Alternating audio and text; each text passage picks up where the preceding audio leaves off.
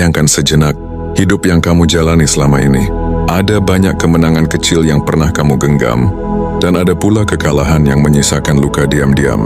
Di titik tertentu, kamu mungkin bertanya dalam hati, apakah damai itu datang ketika aku selalu menang, atau justru saat aku mampu menerima kekalahan yang tak bisa kuelakkan?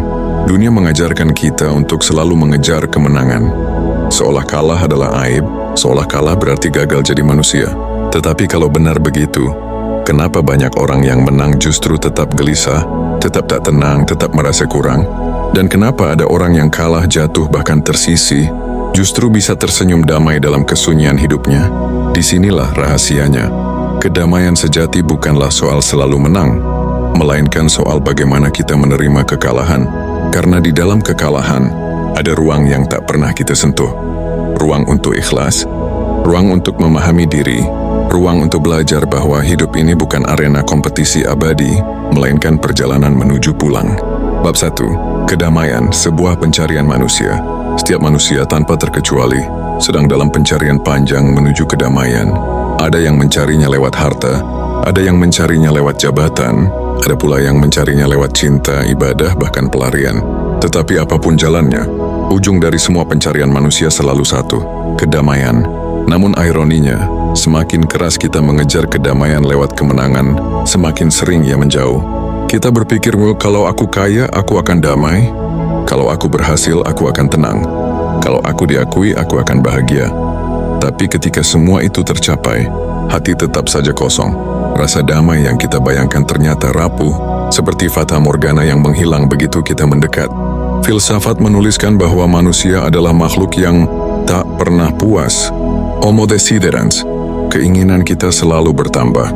Begitu satu terpenuhi, lahirlah keinginan lain yang lebih besar. Disitulah mengapa kedamaian tidak bisa diikat hanya dengan kemenangan semata, karena kemenangan hanyalah pencapaian eksternal, sedangkan damai adalah kualitas batin. Stoikisme menekankan bahwa kedamaian datang bukan dari menguasai dunia, melainkan dari menguasai respon kita terhadap dunia.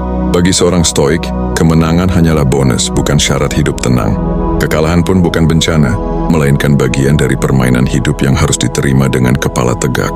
Kedamaian, kata Marcus Aurelius, datang ketika kita hidup selaras dengan alam dan takdir yang ditetapkan padanya. Islam bahkan melangkah lebih jauh. Kata Islam sendiri berasal dari akar kata silm, yang berarti damai dan berserah diri. Artinya kedamaian sejati hanya bisa lahir dari penyerahan total kepada Allah, Sang Pengatur kehidupan. Al-Quran berulang kali menegaskan bahwa hati tidak akan tenang kecuali dengan mengingat Allah, surat Ar-Ra'd ayat 28. Dan penyerahan diri ini bukan sekadar dalam keadaan menang, tapi juga ketika kita kalah. Maka kedamaian sejati bukanlah hadiah untuk mereka yang tak pernah kalah, melainkan anugerah bagi mereka yang sanggup menerima kekalahan dengan lapang dada. Bukan berarti menyerah tanpa usaha, tapi menyadari bahwa usaha manusia ada batasnya, sementara kuasa Allah tak terbatas. Dalam perjalanan hidup kita, seringkali justru momen-momen kekalahan yang membuat kita berhenti, diam, lalu menemukan diri kita kembali. Saat kita menang, kita larut dalam euforia. Saat kita kalah, kita dipaksa merenung, bertanya, untuk apa aku hidup? Kemana aku melangkah? Dan di titik perenungan itulah kedamaian sejati mulai menampakkan wajahnya. Bab 2. Kekalahan, luka yang tak pernah diinginkan. Tidak ada seorang pun di dunia ini yang benar-benar menginginkan kekalahan. Sejak kecil, kita sudah dididik untuk mengejar kemenangan. Anak yang ranking 1 dipuji, yang gagal ujian dicemooh. Tim yang menang dielu-elukan, tim yang kalah ditinggalkan. Bahkan dalam kehidupan dewasa, logika ini terus hidup. Siapa yang sukses dia mulia, siapa yang gagal dia hina. Kekalahan seringkali dipandang sebagai aib, yang membuat dada sesak, membuat kepala tertunduk, membuat lidah keluh. Orang-orang menghindarinya, berlari darinya, bahkan berusaha menutupinya dengan topeng-topeng pencitraan. Kita sibuk menampilkan sisi kemenangan di media sosial, tapi menyembunyikan sisi kekalahan di ruang gelap yang hanya kita tahu. Namun apakah benar kekalahan adalah musuh? Apakah benar kekalahan adalah bukti kita tidak layak? Stoikisme mengajarkan bahwa kekalahan bukanlah masalah pada dirinya sendiri, melainkan pada penilaian kita terhadapnya. Bukan hal-hal di luar diri kita yang merusak jiwa, kata Epictetus, melainkan opini yang kita lekatkan padanya. Kekalahan hanyalah peristiwa netral yang membuatnya pahit adalah narasi kita sendiri. Aku gagal, aku tidak cukup, aku tidak berharga. Dalam Islam, kekalahan bahkan seringkali menjadi pintu masuk menuju kemenangan yang lebih tinggi. Al-Quran mengabadikan kisah perang Uhud. Umat Islam kala itu kalah secara fisik, banyak yang gugur, bahkan Nabi Muhammad SAW pun terluka. Tapi kekalahan itu ternyata bukan akhir, melainkan pelajaran besar tentang kesabaran, strategi, dan pentingnya ketaatan. Allah berfirman, "Dan apa saja musibah yang menimpa kamu, maka adalah disebabkan oleh perbuatan tanganmu sendiri. Dan Allah memaafkan sebagian besar dari kesalahanmu." Surat Asy-Syura ayat 30. Kekalahan adalah cermin. Ia memaksa kita bercermin pada kelemahan diri, pada kelalaian yang selama ini kita abaikan. Kekalahan adalah guru yang keras tapi jujur. Ia mungkin membuat kita menangis keluar, tapi lewat tangisan itu kita belajar arti rendah hati. Dan justru disitulah rahasianya. Hanya orang yang pernah kalah, jatuh dan tersungkur, yang benar-benar bisa merasakan manisnya damai ketika akhirnya ia mampu menerima. Bab 3. Menerima. Kunci kedamaian yang tersembunyi. Ada satu kata sederhana, tapi sering kali paling sulit dipraktikkan, menerima. Menerima bukan berarti menyerah tanpa usaha. Menerima bukan berarti berhenti berjuang. Menerima adalah kesadaran bahwa ada hal-hal di luar kendali kita dan merelakan hasilnya tanpa merusak hati. Marcus Aurelius, kaisar dan filsuf Stoik, menulisnya, "Terimalah segala sesuatu yang terjadi, karena ia terjadi sesuai dengan kodrat alam, dan apa yang bisa lebih sesuai dengan kodrat alam selain sesuatu yang ditetapkan alam itu sendiri." Bagi seorang Stoik, menerima adalah bentuk keselarasan dengan semesta. Islam pun menekankan prinsip yang sama, namun dengan makna yang lebih dalam. Ridha terhadap takdir. Allah, Nabi Muhammad SAW bersabda, "Sungguh mengagumkan urusan orang mukmin. Sesungguhnya seluruh urusannya adalah baik baginya. Jika ia mendapat kesenangan, ia bersyukur, maka itu baik baginya. Jika ia ditimpa kesusahan, ia bersabar, maka itu baik baginya." Hadis riwayat Muslim. Menerima berarti mengakui bahwa kekalahan adalah bagian dari skenario Allah, bahwa tidak semua doa harus terjawab dengan kata ya, bahwa tidak semua usaha harus dibalas dengan keberhasilan instan. Kadang Allah menjawab doa kita dengan tidak, karena ia tahu ada jalan yang lebih baik di depan. Namun disinilah banyak orang tergelincir. Mereka menganggap menerima itu sama dengan putus asa. Padahal menerima bukanlah mematikan api perjuangan, melainkan menenangkan hatinya dari api keserakahan. Orang yang menerima tetap berusaha, tapi ia tidak menaruh kebahagiaan hanya pada hasil. Ia berjuang sebaik-baiknya, lalu berserah pada Sang Maha Mengatur. Inilah yang sering kita lupakan. Kita sibuk berlari, mengejar, menggenggam, sampai lupa bahwa kita manusia, bukan Tuhan. Kita bisa menanam, tapi kita tidak bisa memaksa benih itu tumbuh sesuai keinginan. Kita bisa berlayar, tapi kita tidak bisa memaksa arah angin. Dan ketika hasilnya tidak sesuai rencana, hati yang tidak bisa menerima akan hancur. Maka menerima adalah kunci kedamaian. Tanpa penerimaan, kemenangan pun terasa hampa. Dengan penerimaan, bahkan kekalahan bisa terasa damai. Bab 4. Kekalahan sebagai jalan pulang ke dalam diri. Pernahkah kamu merasa kalah bukan hanya di dunia luar, tapi juga di dalam dirimu sendiri? Kekalahan dalam bisnis, pekerjaan, atau hubungan seringkali hanyalah gejala permukaan. Yang lebih berat adalah kekalahan batin. Ketika kita kehilangan arah, ketika kita merasa tak lagi punya pegangan, ketika jiwa ini kosong meski dunia tampak penuh. Stoikisme mengajarkan bahwa musuh terbesar manusia bukanlah orang lain, bukan keadaan, tapi pikirannya sendiri. Manusia menderita bukan karena hal-hal yang terjadi, tapi karena pandangannya terhadap hal-hal itu. Kata Epictetus, kekalahan sejati terjadi saat kita membiarkan pikiran kita mengutuk diri sendiri, menganggap diri tak berharga, atau terus-menerus hidup dalam penyesalan. Dalam Islam, hal ini sejalan dengan konsep nafs jiwa yang bisa jatuh dalam bisikan buruk. Kekalahan luar bisa menjadi jalan pulang untuk menyadarkan kita akan kekalahan dalam. Ketika kita kehilangan pekerjaan, kita belajar betapa rapuhnya sandaran dunia. Ketika kita gagal membangun rumah tangga, kita dipaksa bercermin pada cara kita mencintai.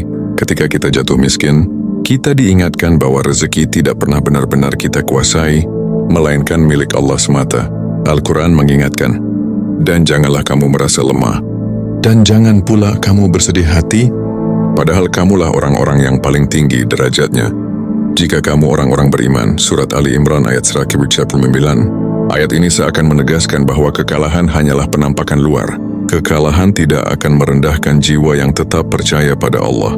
Justru, kekalahan adalah jalan pulang ke pusat diri, ke tempat kita menyadari siapa sebenarnya yang mengatur hidup ini. Maka jangan buru-buru menolak kekalahan.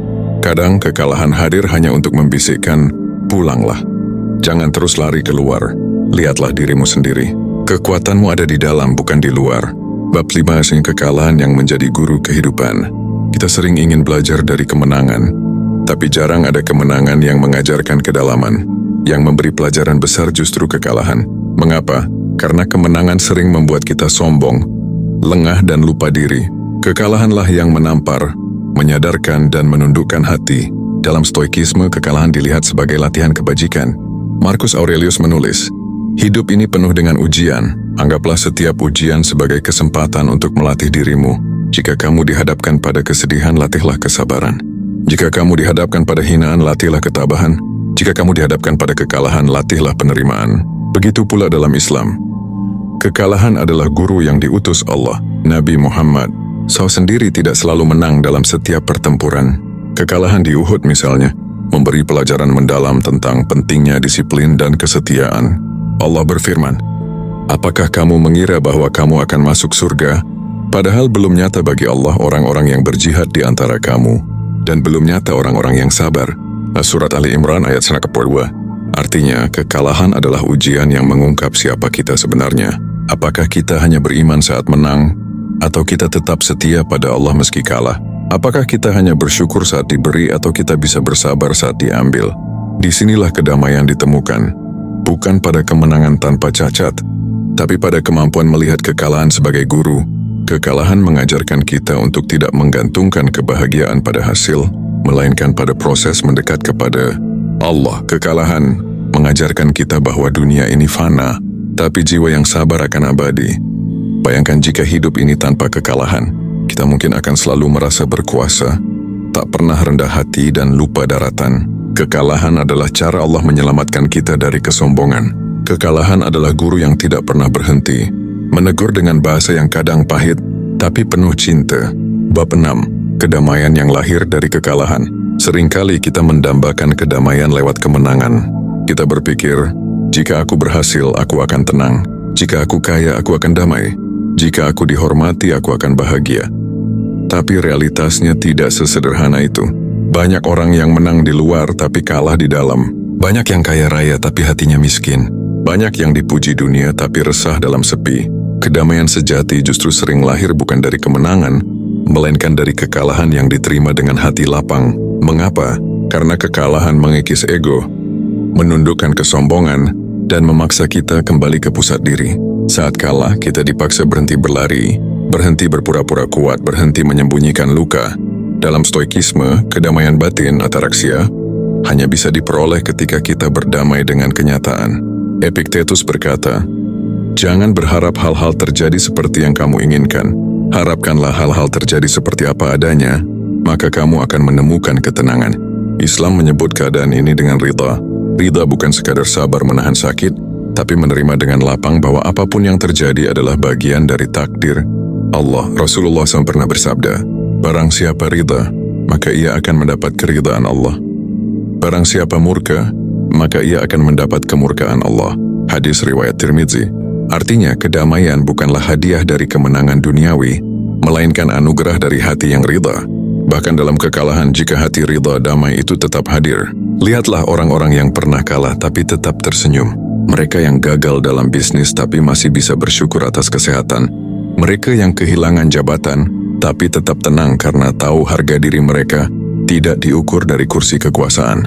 Mereka yang ditinggalkan orang tercinta tapi tetap ikhlas karena percaya bahwa Allah lebih mencintai. Kekalahan yang diterima dengan ikhlas bisa menjadi pintu masuk kedamaian yang lebih dalam daripada semua kemenangan. Karena pada akhirnya kemenangan dunia hanyalah sementara, tapi kedamaian yang lahir dari penerimaan, itulah kemenangan abadi. Bab 7, menjadikan kekalahan sebagai jalan menuju Allah.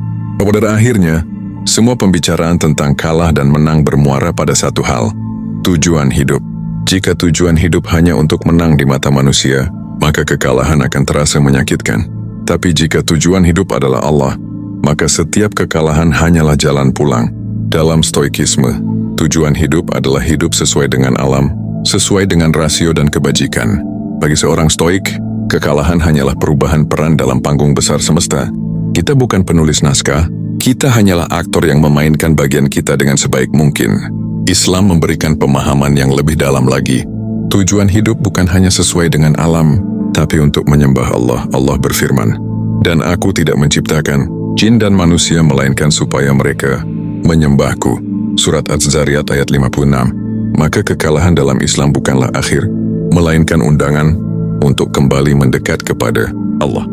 Kekalahan mengajarkan kita untuk sujud lebih lama, berdoa lebih sungguh, menangis lebih tulus. Kekalahan mengingatkan kita bahwa dunia ini fana, bahwa segala yang kita genggam akan lepas, bahwa hanya Allah yang kekal. Ketika kita menerima kekalahan sebagai jalan menuju Allah, kita tidak lagi takut kalah. Karena bahkan dalam kalah kita tetap menang. Kita menang melawan ego. Kita menang melawan rasa putus asa. Kita menang melawan bisikan setan yang ingin kita menyalahkan takdir. Bayangkan seseorang yang kalah dalam dunia, jatuh miskin, kehilangan pekerjaan, gagal membangun impian, tapi ia tetap bersujud dengan hati yang lapang, tetap berdoa dengan penuh syukur, tetap percaya bahwa Allah sedang menyiapkan yang lebih baik. Bukankah itu kemenangan sejati? Kekalahan pada akhirnya hanyalah jalan. Jalan yang kadang pahit, penuh air mata, tapi selalu menuju kepadanya. Dan siapapun yang kembali kepada Allah tidak pernah benar-benar kalah. Sahabat jiwa, mungkin malam ini kamu mendengarkan narasi ini dengan hati yang penuh luka. Mungkin kamu sedang berada di titik terendah, merasa kalah, merasa dunia seolah menutup semua pintunya untukmu. Tapi ingatlah, kekalahan ini bukan akhir. Ia hanyalah jalan pulang menuju siapa dirimu yang sebenarnya. Jalan pulang menuju Allah. Kita sering mengejar kemenangan di mata manusia, sampai lupa bahwa kemenangan sejati hanyalah ketika hati ini mampu berserah.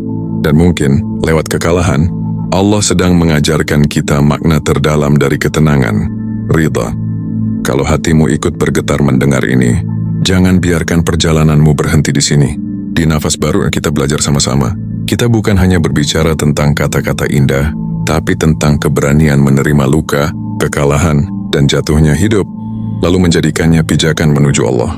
Jika kamu merasa narasi ini menyentuh, mari temani langkah-langkah kecil kita dengan menekan tombol subscribe.